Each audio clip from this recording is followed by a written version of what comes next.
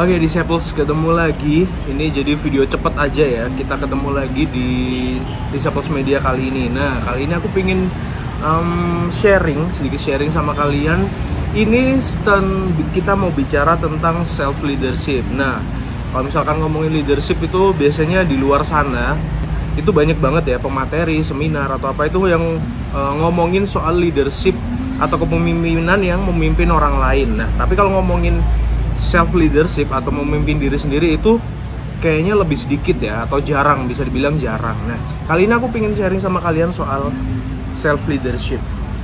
Jadi self leadership itu atau memimpin diri sendiri itu adalah hal yang sulit karena biasanya tolak ukurnya itu nggak jelas, nggak ada tulisan yang tertulis gitulah, nggak ada aturan tertulisnya untuk memimpin diri sendiri. Biasanya seperti itu ya. Terus punishmentnya nggak jelas juga. Misalkan kita buat kesalahan atau kita tidak konsisten dengan sesuatu, punishmentnya nggak jelas.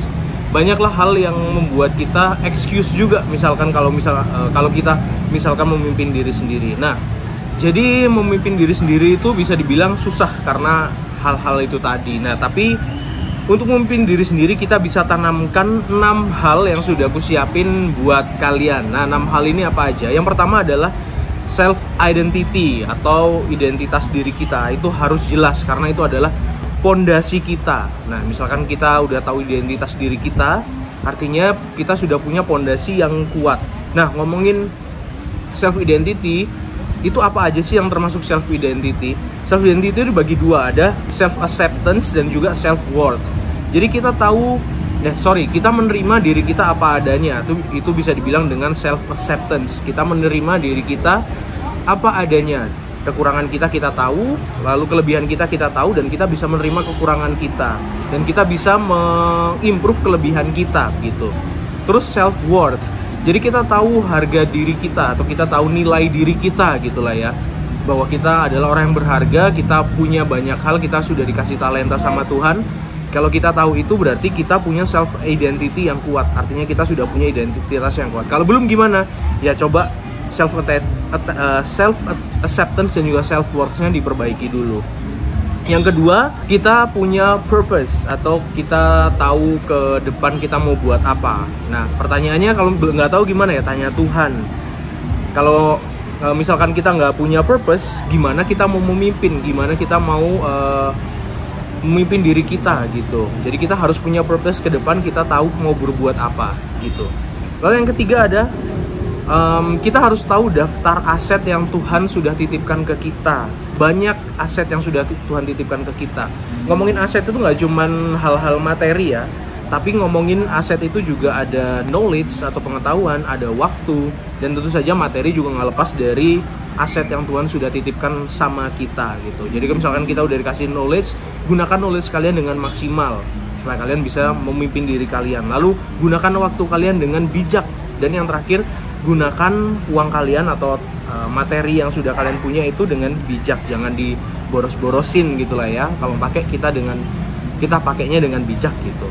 Yang keempat, kita ada pertumbuhan atau kita udah tahu level kita di mana itu ya. Yang pertama, kita tahu identitas kita di mana dan kita mau bertumbuh untuk menjadi person yang lebih baik. Tentu saja bertumbuh ini harus ada kemauan dari dalam diri kita.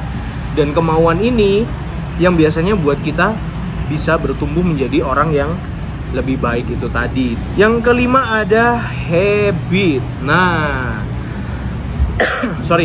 ngomongin soal habit ini bisa dibilang adalah sebuah kebiasaan ya. Nah, tentu saja setiap kita punya kebiasaan buruk dan punya kebiasaan baik. Tentu saja ya kebiasaan buruk ini pelan-pelan harus dikurangin dan kebiasaan baik kita harus ditingkatkan lagi. Jadi seperti itu. Jadi kita harus punya habit yang baik. Kita harus bisa membangun habit yang baik gitu. Entah itu kedisiplinan, entah itu habit untuk menabung, habit apapun lah yang baik kita tingkatkan dan yang buruk pelan-pelan kita kurangin seperti itu. Dan yang terakhir adalah evaluasi. Nah, seorang pemimpin itu harus mau dievaluasi, termasuk dalam memimpin diri sendiri. Jadi kita harus mengevaluasi diri kita, apa yang kurang dan apa yang perlu ditingkatkan itu tadi, supaya kita bisa menjadi person yang lebih baik.